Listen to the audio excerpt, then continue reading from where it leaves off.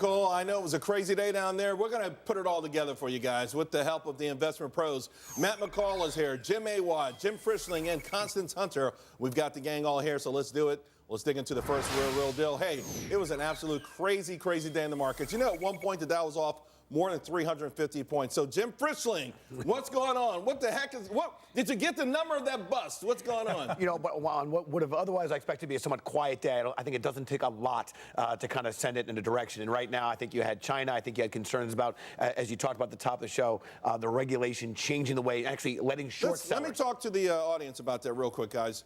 China's market, the hottest market in the world right now, their government trying to figure out how to calibrate this thing, just like their overall economy. So what they're trying to do, they're going to let these major holders of stock lend it out. When you lend it out, that means someone could sell it without owning it. That's shorting. We do it a lot here. They want them to do it there, maybe curbed a little bit of the appetite there. But that's scaring people because one big market goes down, maybe and that's all. And I think people expect now Monday to be a tough day in China, and I think they were trying to get ahead of that here in the States. And I thought that was the impetus of this. And also at corporate earnings. And, you know, listen, I kind of thought we were at this point where we know the dollar is strong. We know it's going to impact numbers. I personally like to use constant currency anyway when I do my modeling. Nevertheless, the dollar is strong. Dollar came back, particularly with Honeywell. What could be the thing here, Jim, that it's just going to stay strong longer than we anticipate because it's one of the biggest bets on Wall Street right now? Look, I do think the dollar is going to remain strong, and I also think companies have now talked down their earnings sufficiently that I do think we're going to see plenty of beats. We're not going to see the type of growth that I think would be a big driver, but we're not going to see the types of poor earning performances and to knock us back. I think that would be a reason to really take money off the table and to be a seller. And again, to Jim and Matt's points, that's not what I'm seeing right now. So again, I do think this was a headline day. Expect a strong dollar and expect this market to continue to kind of grind. It was a headline day. Thinking about the good old days. thinking about yesterday, last night, last remember. Trying to think about exactly what these oils and how it might be beneficial for a number of reasons. I agree with Matt's point. This is very speculative stuff. With that in mind, I went with Medbox. They make their money off operating, off the vending machines. Right. And again, I think I'm looking for the ways of selling picks and shovels. When that stock at one point it went up like 1,000% in a couple of days. Where is it now? Is it pulled back a lot? Pulled way back. And in fact, and again, it's had its issues. But again, I do think they're making money off their operating, and that's something that's unique. As I looked at the various ways of playing this, there's going to be companies that are going to be doing water filtration, lighting for these things. There are going to be many ways to play it, but this Although, one's Jim, I think ultimately an amazing story about the past and the future. Where are you on these names? I think it's Jim speak, because actually I was going to bring up Jim's point about that dividend to me and the performance.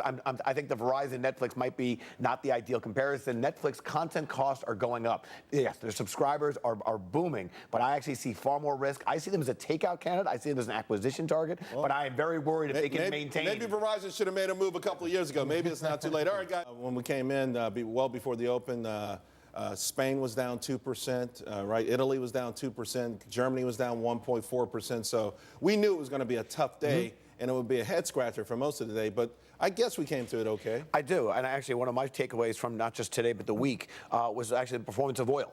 Again, I think that the slashing or the cutting of rigs, people are now believing it's going to start to benefit the supply side, and I guess we're going to end the week on up a bunch of percent. And I think that we needed oil to make a little bit of rebound, and I think it's doing just that. I think we're about 7% this week, and maybe since the low in March, we're up over 30%.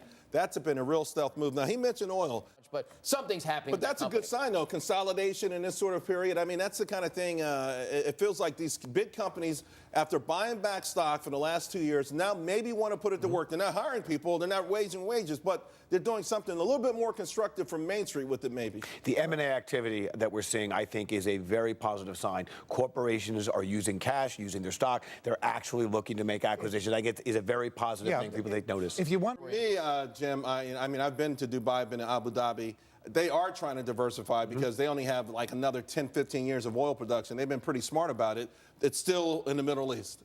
I think that, look, I think with Dubai, for example, they clearly have a limited supply. They are trying to bring businesses. They need to bring people. Saudi and Qatar are incredibly wealthy. So to Jim's point, I see them taking their money out of the ground and buying real estate, putting it in more, I guess, established markets. I expect these changes to increase volatility. That's one. And two is for the average American, the average investor, I would say hard to to invest in what you know if you're going to start investing, trying to do directly over in Saudi. Yeah, and we always talk. I mean, I have a hard time trying to get people to buy companies that they know, like Cracker Barrel. So, no, the only thing I would add is how much this company has invested in infrastructure, increased dividends, paid dividends, and did some share buybacks. So it's a combination of things. They didn't just manufacture these numbers; they also made some real investments, and they continue to do it. I think I was only going to ask. True character is how one behaves when no one's watching. The fact is, folks are watching videos. But cell phones. She knew. She's like, you know what? I'm going to tell you something right now. You ain't got an education. I'm on TV. Hopefully we'll get some guidance because we know first quarter's terrible, second quarter not too good. Hopefully someone can look forward to the third quarter and give us hope. Jim, what do you think? I got Greece. I really think it should be a smaller story, but it's a big week next week. It's going to be a milestone on the 24th